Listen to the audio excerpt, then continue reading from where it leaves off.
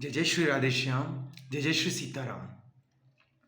आप सभी भगवान के प्यारे प्यारे भक्तों को कामदा एकादशी की बहुत बहुत शुभकामनाएं, बहुत बहुत बधाइयाँ।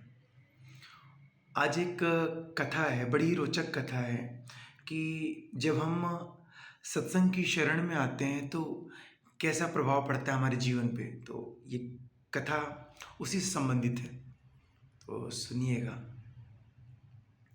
एक आदमी ने सत्संग में सुना कि जिसने जैसे कर्म किए हैं उसे अपने वैसे ही कर्मों के फल को भोगना पड़ेगा।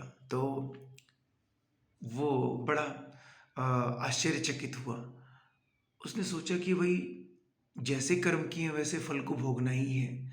तो जब कथा सुना के संत जी कथा पंडाल से नीचे आए, बाहर आए, तो उसने अकेले में संत जी से मुलाकात की और ये बात पूछी कि हे संत महात्मा, हे संत भगवान, आप कहते हैं कि जिसने जैसे कर्म किए हैं उसको वैसे फल भोगने ही पड़ेंगे, तो फिर हमारा सत्संग में आने का मतलब क्या क्या फ़ायदा हमें सत्संग में शामिल होने का।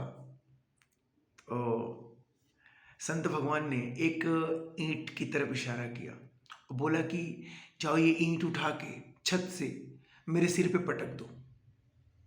तो उस इंसान ने बोला कि नहीं नहीं, ऐसा करने से तो आपको चोट लगेगी और आपको काफ़ी तकलीफ होगी, दर्द होगा।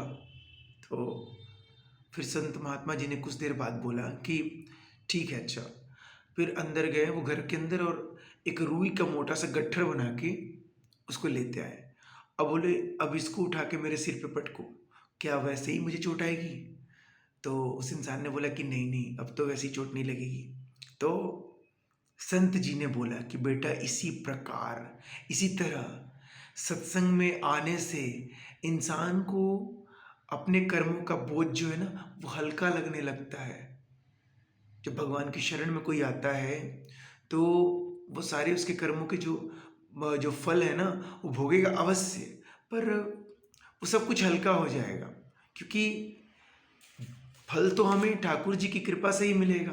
जो भी हम कर्म कर रहे हैं उसका एट द एंड रिजल्ट तो हमारे ठाकुर जी हमको देंगे।